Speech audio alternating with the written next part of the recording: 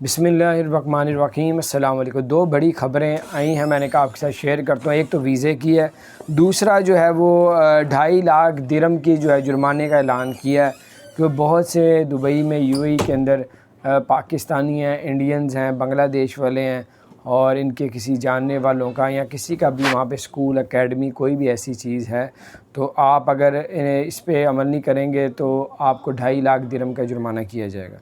सबसे पहले आपको बताते चलें कि यूएई में जो है वो अब ऐलान किया, सबसे पहले आपको 2.5 लाख दिरहम का जो जुर्माना है उसके बारे में यूएई ने ऐलान किया कि अगर किसी भी शहर में किसी रियासत में तो अगर आप स्कूल में एसओपी का अमल जो है वो पूरा नहीं करवाएंगे, कोई स्कूल वाले या एकेडमी वाले, तो उनको अगर छापा पड़ता है या कोई शिकायत कर देता है तो उनको 2.5 लाख दिरहम तकरीबन पाकिस्तानी 1 करोड़ और 5 से 10 लाख रुपए बनता है, 1 करोड़ से ऊपर का बनता है।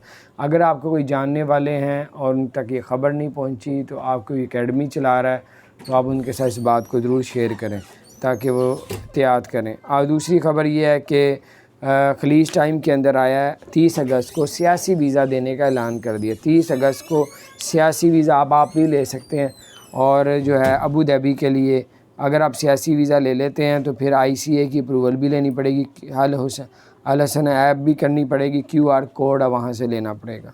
तो यानी कि उसमें वैक्सीन का या कोरोना टेस्ट का आ जाता है कि आपने करवाया जो भी है।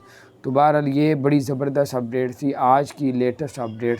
और एक तो आपको बताया 2.5 लाख दिरहम का जुर्माना करने का ऐलान किया है। दूसरा जो सियासी वीज़ा है वो पहले इस तरह नहीं दिया जाता था, अब 30 अगस्त से स्पेशल सियासी वीज़े के लिए काउंटर लगेगा जो लोगों को सियासी वीज़ा दिया जाएगा। अपना ख्याल रखें, लोगों के साथ शेयर करें, चैनल को सब्सक्राइब नहीं किया ज़रूर सब्सक्राइब कर लें, बेल आइकन प्रेस कर दें ताकि नई सी अपडेट्स आप तक पहुँचती रहें।